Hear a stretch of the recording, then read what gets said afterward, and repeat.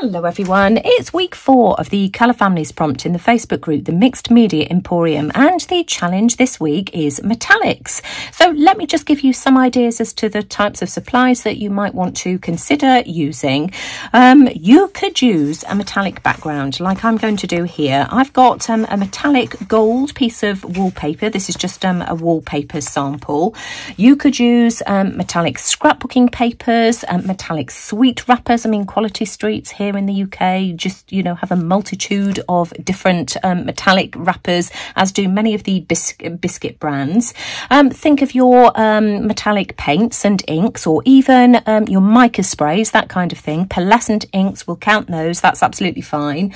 Also think of things like your gilding pastes, treasure gold, your Inca golds, all of that kind of thing.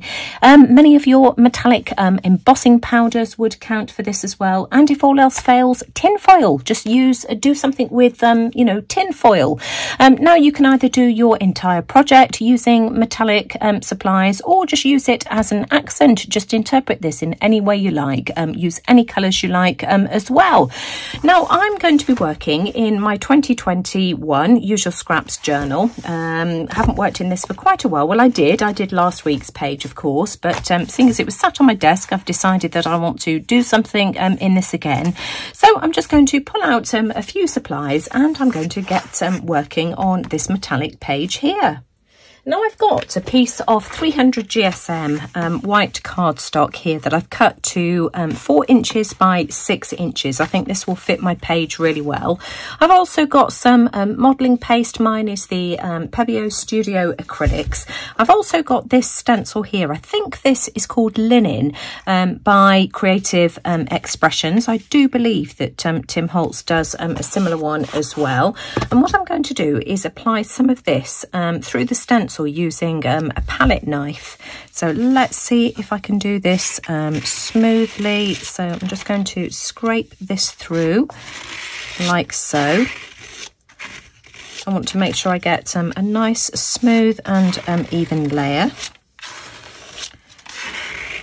So here we go, applying probably more than I need, but I'd rather scrape it off than not have enough. So here we go, let's just scrape off the excess, just like that. You can just pop the excess back into the tub, and let's lift this up really gently. And there we go, that's just absolutely beautiful. I'm going to pop that to one side for a second, and then as soon as I've done this next stage, I will be taking this straight off to whiz it under the tap, just so that the modelling paste doesn't stick. I'm going to carefully move this over, and where have I put it? I did have a piece of scratch A4 paper. Here we go, so we'll just move this over to here, just like that.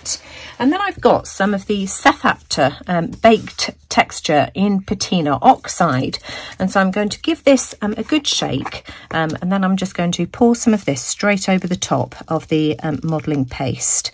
I've done this technique using this before, and this same stencil. I think I did an owl tag, and it was just beautiful, so I thought I'd quite like to try this again. So using much more than I need, because of course I can pour it straight back into the tub anyway, and then we can just tap off any excess, just like this. I can pop that down onto a fresh piece of cardstock and just pour this straight back into the jar, because of course we don't want to waste any. If I was to choose any embossing powders at all, it would be this one for certain, and probably gold, pirate gold.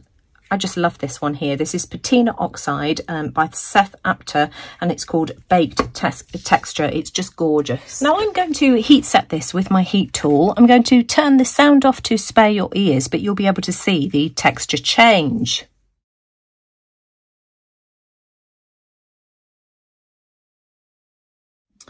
This is just absolutely gorgeous. I don't know whether you can see those gold particles there. It's just beautiful.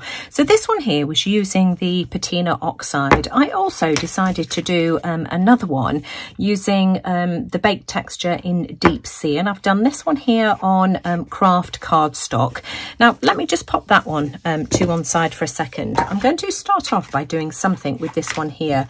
I've got two colours of Distress Oxide sprays. You could of course use inks if you want to do something similar to what I'm doing here.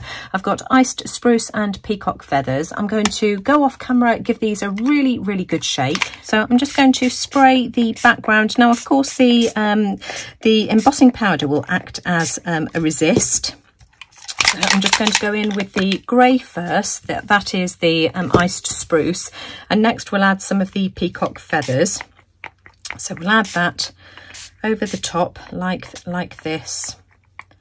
Let's cover that bit in the middle, and I'm just going to leave that to one side to dry. So this is the card that I did with Deep Sea baked texture, just on craft cardstock. And this time I'm going to use some of the Tim Holtz Distress Spray in Tarnished Brass. So we'll spray this over the top, so a real metallic blast here, and let's see what happens with this one here. Now you can see that, you know, a lot of that embossing powder is getting covered up. I'm not worried about that because it will act as a resist. We can wipe that off afterwards, but I'm just going to set that off to one side to dry as well.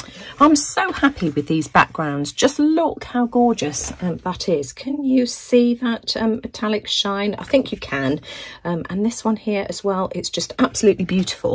I do want to give this one more of that beautiful patina oxide effect, and so what I'm going to do is just use my embossing stamp pad here, and I'm just going to go straight over the top like this, and I'm just going to add some more of that patina oxide powder. Let's hope I don't ruin this. I can always scrape it off if I do. That's the good thing with embossing powder. If you don't like the look, you can just pop it straight back, brush it off and pop it straight back into the tub. So there we go. We've got a lovely layer of that. Look at all those beautiful gold particles. So I'm just going to heat set this with my heat tool once I've popped all of the excess back into the tub.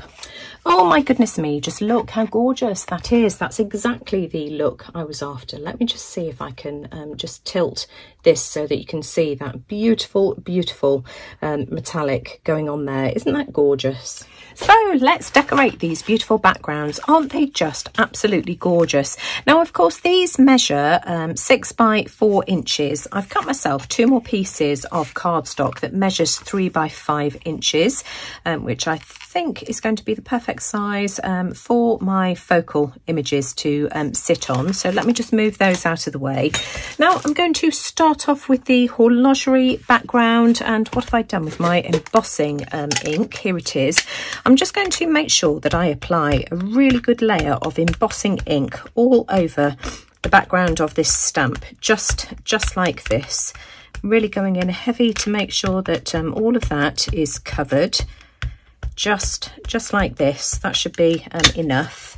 Then I'm just going to put one of the pieces of cardstock down there like that. Now I do want to get the Paris in there, so I'm just trying to eyeball it about there, I think, and I'm just going to press down really hard just to make sure that that ink transfers, so really giving it some welly, as it were. So let's just really press down on this. That should be fine. So carefully lift that up. There we go. And for this one here, I'm going to use some gold embossing powder. This is the Heat It Up brand. Any brand of gold embossing powder will work fine. I'm just going to apply a really good layer over the top like this. Lift it up carefully and shake off any excess powder. Just like this, and then of course I can pour the excess back into the tub, and I'm just going to go off and heat set that with my heat tool. That's just beautiful. And as you can see, I've done exactly the same with the other stamp set as well. So we've got one which is horologery, which I think is this one here. This one here is entomology. Now these look a little bit white, so I'm going to use some distress ink in frayed burlap and this makeup brush here. And all I'm going to do is just go around the outside just to grunge this up a bit. So we'll just go all the way around, bringing it into the centre as well, just starting from the outside and working my way in so that we don't end up with any really harsh lines. I've gone a bit darker there, but that's okay. And I'll do the same on both of these, and then it will look more vintagey to go with the rest of the vintage vibe. Isn't that just gorgeous? I love that. And I'll do exactly the same with this one here. So this is what I've got so far, and I'm really not sure which way round I will end up placing these. It really doesn't matter at this stage. I've also cut myself some smaller pieces of white cardstock here to house my focal images. So let's just move these out of the way. Now I've got two stamp sets here. I've got the papillon, the butterflies from the papillon stamp set. I don't know whether you can see that there. I've already got this stuck down to my stamping block. And I've also got one from the horologery set as well, which is the beetle and the cicada. Now I'm going to use some embossing ink again. So I'm just going to make sure that I get a really good coating of ink on this.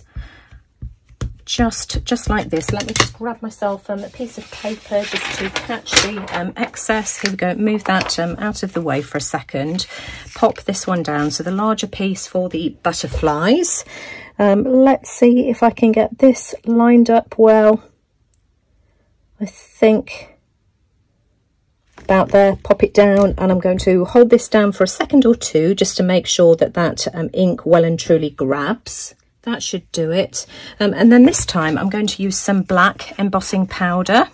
So let's pour some of this all over the background like this. Tap off all of the excess. I might need to use a paintbrush. I should have used my stamping buddy perhaps for this, but that's okay. And then pour in the excess, and I'll do the same with the cicada and the beetle as well. So we can just use a small paintbrush just to get rid of any stray bits that we don't want. Just like this. I used a stamping buddy on this one here, which has made a big difference. But even so, we've still got a few stray bits around the edges, so that's fine. I've tapped most of this off, but you know, again, we'll just go in with the paintbrush, and then I'm just going to heat set this with the heat tool. I've heat set the embossing powder, so that's how that one looks. Now, what I do want to do is trim off this plate detail here at the bottom, just because it's going to be a tight squeeze and I want more of the background showing. I'm also going to cut along the side a smidge, and I've got quite a lot of room to trim this one down here as well. I've trimmed these down, and again I'm just going to use some of my distress ink just to grunge these up. It's just too bright white, so I'll go all the way around the edges in exactly the same way as I did before on these ones here. Now I do want to add a little bit more contrast, so I've pulled out my Distress Oxide in Vintage Photo. Let's just add a little bit of this, not too much, I've got way too much on there. Let's just frame this, add a nice border. I'm looking at these and I just feel as if I want to add some colour. I've got this set of homemade metallics. They're nearly spent now, but I do want to add some colours. Now let's have a look. What I want to pick up the blues, I think. Do I want to add a touch of green? Do you know, I think a touch of green might work with this as well. I've also put water in the gold. So let's start off with some of the blues. These homemade watercolours are just absolutely gorgeous. I made these using mica powder, gum arabic, and I think that was pretty much it. I'll leave the link to the video for anybody who's interested in making their own. They're just gorgeous, and I keep meaning to make some of these using some of the artisan mica sprays that Debbie gifted me. Just love that. In fact, I'll add some gold, I think, to the middle of that one there. Again, we can add some blues to this here as well. So we'll just add some gold to this one here, just for a touch of detail. And then once it's dry, I'll be able to wipe it off the embossing powder. And with this one here, I'm just going to add it to the wings. And I think that will be really pretty. The metallic watercolour has just made such a massive difference to these. Aren't they just gorgeous? Just look at this. I did add some of the blue and the green to the beetles. I just love them. I think they're so pretty. Now, I'm sure you can all guess what I want to do next. I'm going to add some of my treasure gold to the outside of these.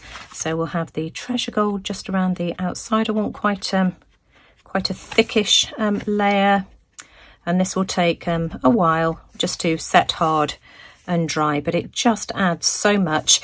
This is treasure gold, so that's the one I'm using here, treasure gold, and the colour I'm using is Renaissance. This is quite difficult to get hold of for some of you outside of the UK. Pebeo do one that apparently is very similar. I haven't tried it, but I've heard that you know, it's very, very good. The trouble is with things like Inca Gold, they dry out very, very quickly, whereas this you can reactivate it using solvent, because it's solvent based, so it's never going to dry out on you. So, you know, if you want something similar and you can't get hold of treasure gold, as I say, do check out the Pebeo gilding paste. It's proper gilding wax. These look beautiful. Just look at that gilding wax around the edge, just absolutely stunning. Now, on these smaller cards, I'm actually going to use my Deco Colour Premium Prime Premio pen. Just because it's a smaller area that we're playing with, I'm just going to add a touch of that. And because I can add just a much smaller amount without it being too overbearing. So I'm just going to go around the edges of all of these. Can you see, if I tilt it like that, the gorgeous metallic touch it adds? Now, because I've used texture powder and embossing powders, we've got quite a lot of bulk and texture going on with these backgrounds. And so I'm going to be using the Art Basics Heavy Body Gel Glue. This is by Finnabair. Golden do one. I think Liquitex do a heavy gel as well. And I'm going to apply it to the back like this. I've already done the other one and it's weighting down underneath a heavy book, and you'll see why that is in a second. So I'm just applying a good layer of the gel over the back. I don't think that my usual glue stick and Fabri-Tac would have held it particularly well. I think it would have perhaps come unstuck. So this is my glue of choice today. Let's just get rid of some of those bulky bits. That should be fine. Just wipe that away from the edge. And I'm just going to stand up just so that I can get this centralised, pop that down. Now this will start to curl, which is why you can see that it's starting to curl there. So I'm going to weight this down underneath a heavy book. I'm going to do exactly the same with this here, like so. Turn it around the other way just so that we can do this properly. Get some towards the edge as well. You can see I'm just using a palette knife just to spread the glue on. So we'll stick this one down as well, move that out of the way. And you can see that I've decided to go tone on tone with these, the gold with the gold and the blue with the blue. I think it's the best combination. And so I'm just going to go off now and weight this down. Now, I must have had these weighted down underneath the heavy book for at least half an hour or so. I just went off and had a cup of tea. In fact, what I'm going to do is take that out of the journal just so that I can apply some pressure to it again. I've already applied glue to the back. I've got glue stick and then just some 3-in-1 just around the outside. So I'm just going to pop that one there like that. And then I want to do more of a collage with the other one. So I think that's beautiful. So again, I'm just going to weight it down underneath a heavy book again. that's stuck down nicely, and I want to have the other one on this page here. Now I want to do something a bit more elaborate with this one here. I also need to cover up the back of the wallpaper. I've pulled out this beautiful piece of paper here. I've got no idea what this has come from. It looks like some kind of heavy duty gift wrap. It was sent to me in Happy Mail.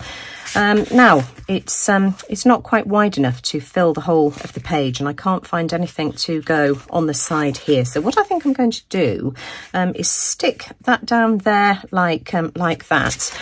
I've also got this piece of scrapbooking paper here. It's just an offcut, just whatever was left over from whatever I used it on, and I'm thinking I can maybe have that something like that, or do I prefer it on the plain side? Let's have a look which looks best. I think that's going to look really beautiful. I love all the metallic in this. I don't know whether you can tell, it's metallic gold, and it's also really crinkly as well. It's beautiful. But let's try it again with the book paper side. I don't like that line on there.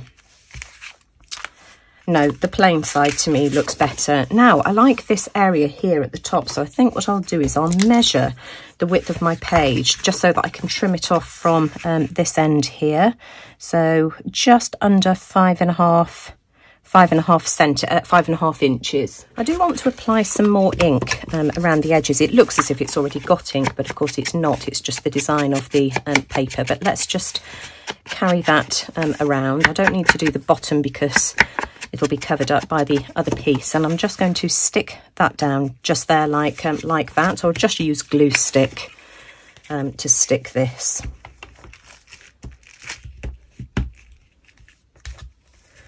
Let's get plenty around the edges. There we go. Just make sure that we can stick that down. Make sure I get it to the top as well. So that's that. Bone folder buried under a pile on my desk, so let's use a lollipop stick instead. So that's good. And then I need to glue down this wallpaper on top. Oh, we've got like a straight bit there. Let's get rid of that. I like the torn edge.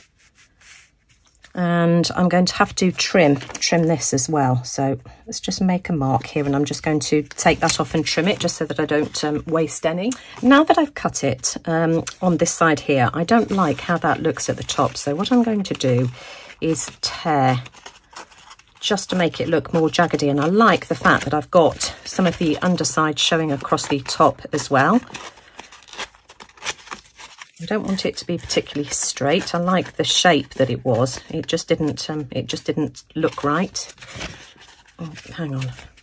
Got this bit here as well. This is quite difficult to tear. I think what I'll do is I'll rough that one up with my scissors instead. I can't get that last little bit for some reason. There we go.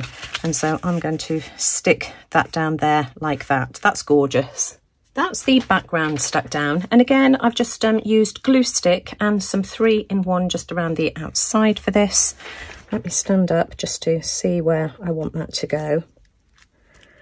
Just like that. Let me just wipe off this glue from around the edges, and again I'm just going to have to weight that down inside a heavy book. But isn't that a beautiful page? I love that. That looks really dramatic to me. My pages are safely back in my usual scraps journal. I think that one is just beautiful. I love that. But I think that this one just probably tips it for me. I love the background of this. I think it's absolutely beautiful. And I think it works really well with the bird next to it as well, because of the greeny blue that we've got and the colours in the beetle and cicada. Absolutely love that. So just to recap, the challenge for this week is metallics. You can interpret it in any way you like. You can do collage like I've done here using, you know, metallic papers, sweet wrappers if you've got them, tin foil, all sorts, or you can use metallic paints and sprays and that kind of thing. Mica powders, pearlescent sprays, you know, will be counted. So just so many options for you this week. So we really look forward to seeing how everybody decides to interpret it. Don't forget to go and check out Kylie's video as well to see what she's been up to this week, as no doubt she's come up with something completely different to me. And of course, we'll be back next week with a brand new prompt for August. Good grief, where is this year going? For anybody who wants to follow along with any of our prompts and challenges, I'll leave the link to the Facebook group, the Mixed Media Emporium, in the description box below. But if you've enjoyed my video today, as always, I'd really appreciate a thumbs up. It really does let YouTube know that you like what I'm doing. Do let me know what you think in the comments below. But most importantly, thanks for watching. Take care, everyone, and I'll see you all again soon. Bye for now.